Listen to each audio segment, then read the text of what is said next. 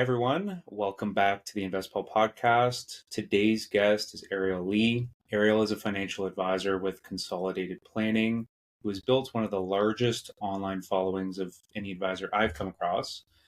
Prior to joining Consolidated, Ariel was an advisor at a very large retail brokerage and, very interestingly, got her career started in automotive finance. Ariel, thanks for coming on. Hey, Cameron. Thank you so much for having me. I'm excited to be here. I think a very natural starting place that I thought was interesting because I always hated dealing with it.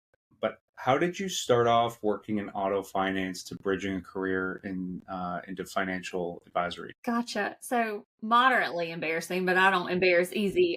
Dropped out of college at 19. I got pregnant early on in life. And so I put that on pause and I said, I'll go back when life is less busy and like, let's all just laugh hysterically that life ever gets less busy than, it is when you're 19.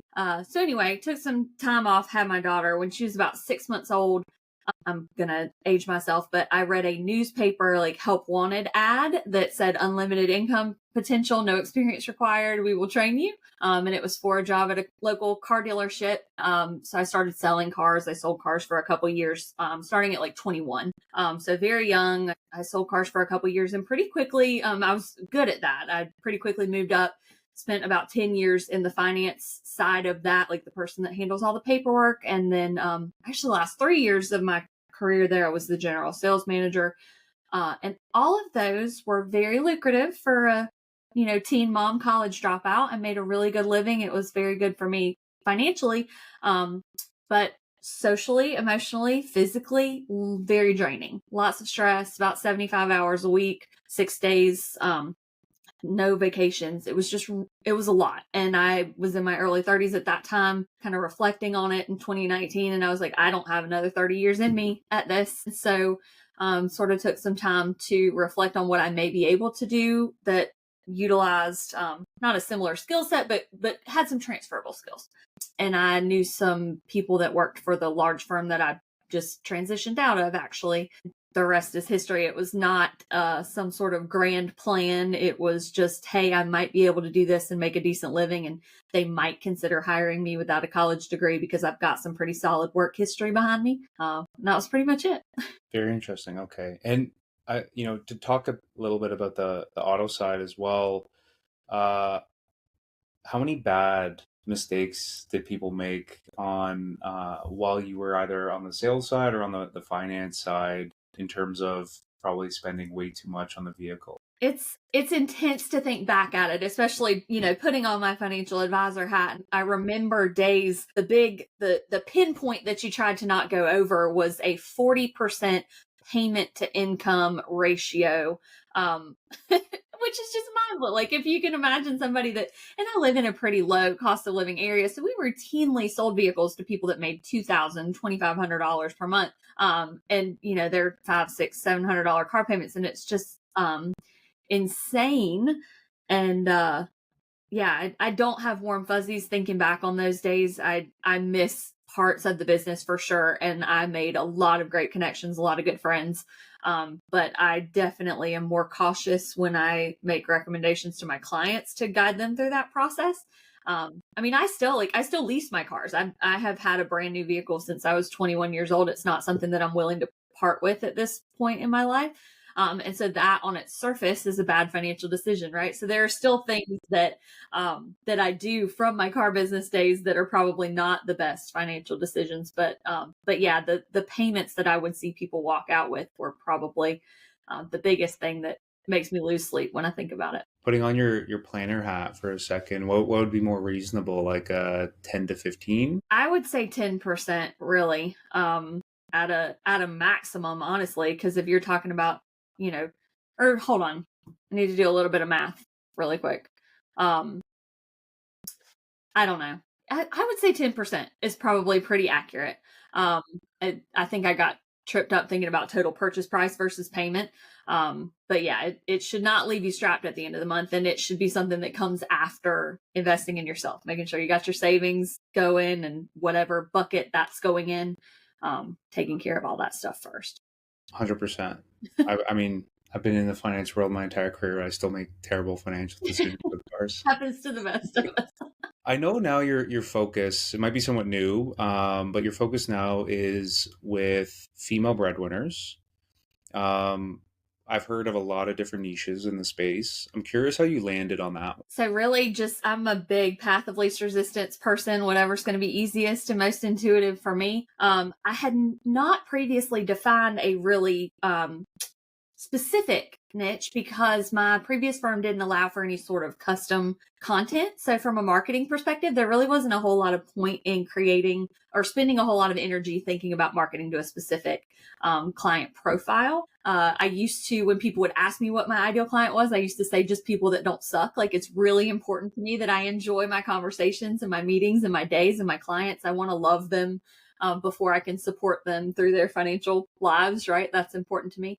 But when I did change firms back in November and sort of the marketing universe opened up to me, I was like, okay, so who can I serve the best? Who can I talk to the easiest? Because they always say, that, I don't know who they is, but marketing people always say you have to get inside the head of your ideal client. And so I am that person. I am the stressed out mom. I'm the breadwinner of my household. I have 1,000 balls in the air at any one time. And I'm big on reducing mental load. So there are a million services that I spend money on that I pay for that help reduce the load around meal planning and laundry service and, all of these type of things. And so my aim is to be the financial side of that for my clients, right? To take that mental load off their shoulders so that they know that they're in good hands and it's one less thing that they have to think about. And so it was really just a selfish thing. Like, okay, I know this profile because I am this profile. And it's, obviously I have a lot of friends that mirror who I am. And so it makes referrals easier from that perspective as well. Interesting. So you raised an interesting point around being authentic with that. I think that's a good segue for my next question. Sure. How do you help ensure that there's authenticity behind your message? Is it, in the case of this, it was relatable to you. You're doing this in your day to day and being able to bridge that gap. But I'm curious how you've amassed quite a big following, how you're able to bring that authenticity to that message you're delivering online. Well, it wasn't automatic. I think when I first started in the industry and on LinkedIn, so doing both of those things at one time, having never been a financial advisor, was during COVID, and it was recommended, or I was coached into doing things a very specific way. And I did it that way for a few months because I didn't know any better. And it was very polished and professional and canned, kind of buttoned up. And I was getting zero results from it. And I'm not, I don't mind hard work. I don't mind sending the messages or putting in the time. But I really don't like ineffective strategies. And so I was kind of beating my head up against the wall at the end of every day. Like, why does nobody want to talk to me? And finally just had a light bulb moment that the reason they weren't talking to me was not because they didn't want to talk to me. It was that the message I was putting out there was not reflective of who I actually was. So sort of figured out I had to shed that perfectly polished professional vibe because it's not who I am, right? Like this is a podcast, so I put on a regular shirt. But if you were just a client, you were a friend of mine, I would have on like a hoodie. I have a very casual way about me. And so it clicked that if I wanted to attract the people that I could work with the best, I would have to put myself out there in a really, really transparent way. And, you can do that in a lot of different ways. You can do that with language. Like, obviously I have a pretty thick accent and I write the way that I talk. So if you are reading my content, you're going to hear a lot of like, y'all are probably gonna want to do this, right? Like that comes out. Simple things like emojis. I had a veteran advisor, when I was first getting started, she said, Ariel, I love what you're doing on LinkedIn, but I would caution you against using emojis on a professional platform. And respectfully, like everybody makes their own decisions, but if emojis bother somebody, there's going to be 1,000 other things about my personality that rub that person the wrong way. And so, as time went on, it really became a cornerstone of my progress or my process that it's as important to repel people away from you as it is to magnet them to you. And if you don't put yourself out there in a pretty open fashion, you're not going to give people the opportunity to sort of self-select out of your universe. And it's been good to me. So I can't say that it came naturally to make that decision, but it proved itself pretty quickly to be the right approach. Yeah, I've had several conversations, podcasts, and just offline as well with folks who've taken that authentic approach. I'm curious to hear your thought. Do you think it's a generational thing where the older advisors are used to that suit and tie in the finance world, and the millennial generation, Gen Z, see that and they immediately think this is someone who they can't Right. vibe with? 100% generational. I think both from the like choosing your ideal advisor perspective and also from a social media perspective, right? Like I've been making friends with strangers on the internet since I was 12 years old. I would come home from middle school and get in an MSN chat room or on ICQ or AIM or something like that. And I think it flows more naturally for people in my age group to form relationships this way, whether they're business or personal relationships. But yeah, I've always used that example. Like I'm not the suit and tie guy across from a mahogany desk. I'm not watching CNBC 24/7. I haven't looked at the market since it opened at 9:30. That's just not who I am because I feel like the relationship is the more important part of this thing. But yeah, that's a great question. So on that note, any advisors who are listening to this, if they feel a little bit awkward, like that person who said don't use emojis, do you have any advice for them on how to keep it natural? And with that, I think you may have already answered this, but is that a good filter for the type of client that you even want to work with? Like if you want to give off that very formal vibe, you're probably going to attract that sort of individual versus a very relaxed vibe. That's sort of the relationship you end up creating with the client. Yeah, well, and that's what I say. I am not saying that to use emojis or to be successful that you have to use emojis and use casual language. It's that is a reflection of who I am in 3D or at a happy hour. And so I think that as long as you're mirroring yourself, right? So if you are super buttoned up and professional, you're going to attract those people to work with you. If you have a more casual vibe, you're going to attract those people. So it's just about knowing, but I would encourage you, say you want to be casual and funny and playful on social media, but you are in your head thinking, oh, well, I only want to work with the billionaires that are, to me, if you're having to put on some sort of mask every day when you log in and not able to show up exactly as who you are, I think that would be exhausting. And I think that it would be hard to maintain. And so I think that it's easier and more efficient just to show up as who you are from the get-go rather than try to pretend to be something that you're not. So to segue that over into how you actually use that to deal with clients, obviously, everyone has a very strong, what's the word? A very strong attachment to their money. It's a very emotional topic for people. So how is it, I'm curious your thought, is it how you approach the conversation with the client that's more important than the actual, financial plan or the result that you're giving them to help coach them along through that fear or any sort of potential headwind they're facing? Yeah, well, and I think because we can't make good decisions, we can't make good planning decisions without all the information. And I think that people, if they don't feel comfortable to essentially lay themselves bare in front of their planner, if you're telling me that you've got X amount of income and you're spending Y amount out of your checking account, but you're racking up $1,000 a month debt on your credit cards over here to the side that you're not telling me about because you're ashamed, then our plan is not working. So I think that sort of fighting that off up front, whether it's by showing up as a very approachable person or by literally having the conversation, I try to make sure that people know that they have to be completely upfront and honest with me about all the things, but that they shouldn't. There's so much heaviness and guilt around money. Everybody feels like they're screwing it up, even when they're doing so fine. I've got people that come to me with $500,000 in the bank in their savings account and they're beating themselves up oh, I know I need to be doing something else with this money. Well, yeah, but can we just pat ourselves on the freaking back for a second for having this money in the first place, right? You're doing amazing. We just need to shift the buckets around. So I think that's the big thing, is just making sure that they feel comfortable being honest with you and giving them kudos for what they've done right and letting them know that it's okay if there are some missteps along the line. I've been lucky enough throughout the course of my life to make just about every misstep that anybody could ever have to make. And so I'm not hesitant at all to share that with people when we're having conversations. If there's an experience that I've gone through that that they're going through or feel like they're headed towards. I'm totally transparent with my like history. And I think that that's helpful. I always, I have been the like young mom that wrote a bad check for Chinese food because I knew it wouldn't clear for 3 days till payday. And I've also written checks for houses. Like my husband and I flipped a couple real estate properties a few years ago.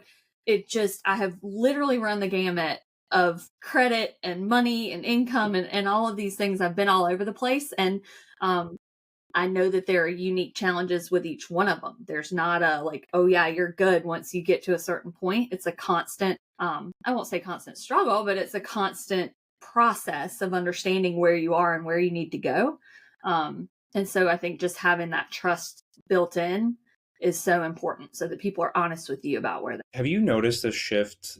So I'll preamble this. I don't know how familiar you are with like the Ritholtz folks. Big RA, they have a big podcast, The Compound, and they essentially get all of their business via online marketing, whether that's through their appearances on CNBC, what have you. And I forget if they mentioned it to me or if I heard them talk about it, but they said by the time someone comes in, they're already very familiar with our model and it's not even a sale anymore. They've already educated themselves. So you raise an interesting point on the trust side. I'd imagine, and I'm curious to hear your thought on it, but with the marketing engine you have going, there's already some, that potential client already feels some trust with you based on the content you're putting out. And and it's weird. I was just having this conversation earlier today that there are some people that I have never spoken with before, and they immediately either book time on my calendar or send me a direct message and ask how we can work together. And I don't know them at all, but they feel like they know me. There are other people that I'm like tight with for years and years and years before something strikes them that they have a need or that they're finally ready to move forward or whatever. And so it's really a spectrum of how those relationships are built. But the online presence and showing up exactly as who you are online, right? If you're a different person on a Zoom meeting or when you meet in person than you are projecting yourself online, then that's not going to be productive. But yeah, my close rate is like 100% as long as there's a need, right? I have some people that book calls and they've got $30,000 credit card debt and they don't really have a lot of room in the budget. So they're not going to be able to pay me a planning fee and they can't afford protection. They're not at the right time. But those are the people that I can spend 30 minutes to an hour with, give them some tips and tricks to like, hey, maybe here's what we need to be considering going forward and let me know when you get to this point. I have had some of those people circle back. But if there's an actual need, yeah, I'm just like those guys. There's not a sale process. It's a, hey, here's what I can do for you and here's what that looks like. Interesting.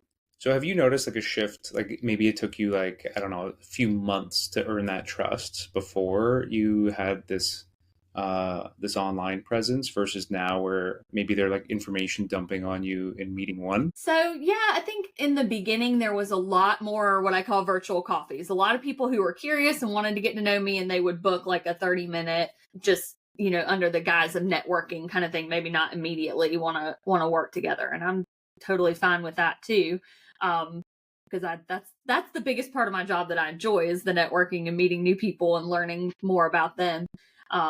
But so yeah, it's a spectrum. Some people are ready right away and some people it takes longer, for them to come on board, but it happens eventually. Okay, very cool. And one of the things we hear a lot and like when we deal with advisors is the lead gen piece. Advisors, some of them will go and buy leads from online companies. Others like yourself, there was one individual who is like a TikTok influencer, and he built his entire book off of just putting out not on LinkedIn, but on TikTok, same sort of vehicle as you, built his entire book just based off of that. So I'm curious, like if you had any advice to share for an advisor looking at cracking into marketing, maybe setting some expectations, like how long has this journey been for you? And if there's any big learnings you've had along the way besides the authenticity piece to help crack that growth code. Yeah. Well, just to address like the lead gen purchasing lead side of it thing, the only thing that I would counter or challenge that is if you do know who you work best with, who you enjoy the most, the likelihood that the majority of leads on this piece of paper that you've purchased are going to be those people is pretty slim. So I feel really strongly about who I work with. I want to kind of filter those people through my lens, not somebody else's. So that's why I've never gone that route. But it is not instant breakfast on LinkedIn. I would say it probably took a solid 3 to 6 months of persistent activity before I started seeing a good bit of return on that. But I always want to make sure people know, like, you're not rolling your eyes at home like, yeah, well, easy for her to say she's got 50,000 followers. My experience on LinkedIn, whether it was my engagement or my client acquisition or whatever, was absolutely better from like 1,500 to 5,000 followers, kind of that lower to mid sweet spot. Ever since then, it's kind of been a diminishing return story. I get less comments, I get less impressions, I get less DMs of people that want to work with me. And I don't know if it's psychological that people are, hesitant to reach out to me because they see a bigger number and they think I'm not a real person. Like I am. There's nobody but me behind the LinkedIn thing. But I think that there's probably some psychological bits to it. And then there's also some, not laziness, but like I have a lot on my plate, more so than I did when I was a brand new advisor, that like LinkedIn was the only thing I had to focus on because it was COVID and I couldn't even leave my house. So now I've got a lot of things pulling me in different directions. So the amount of time that I'm able to devote is less. So then my return is probably less. But I always like to share that. Like if you've got a lower amount of followers, live it up and enjoy it, because those connections will be stronger when there's less of them there to focus on. Interesting. Maybe they shadow banned you on LinkedIn. I think I'm shadow banned. I just think I don't, I used to leave 50 to 100 comments a day. Oh, wow. And I don't have time for that anymore. And so it's 100% self-inflicted. I have been on both sides of the coin, and I know what it takes to fix it. I just don't have the bandwidth to do it. Yeah. Do you think maybe with this focus back on that female breadwinner, a lot of like content and who you're gearing this up, it's not for maybe 49,000 followers, it's for a small subset, and doubling down back on that persona again? That is my hope. I have not been back at it long enough. Again, couldn't do anything custom in my previous role, so really sort of just tiptoeing back into that space. And but my hope is that I can definitely connect on a deeper level with that subset versus trying to sort of megaphone out to the masses. Yeah. It's something, I mean, on the B2B side with us, we've had that learning. It's been a painful road of several years before you kind of crack the code on it. But I agree. If you are relatable to someone and you're giving them value, you're not just trying to sell them out of the gate, then they can convince themselves that they want to work with you. Absolutely. Ariel, very fascinating conversation.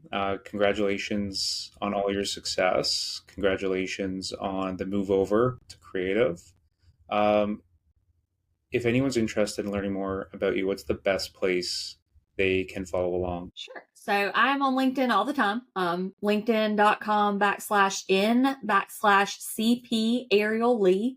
Also, my calendar link is at financialbff.com. You can book some time with me there if you're interested in having a virtual coffee or whatever. But excited to get to know everybody. Please do know that LinkedIn makes the default option follow. So anybody in the InvestAPal network, I would definitely like to have a connection, not just followers. So hit the 3 dots and scroll down to connect instead of just follow. Wonderful. Yeah, I've learned that the hard way as well. They force that on you, and it's like, well, this is not what I want. But anyway. Yeah.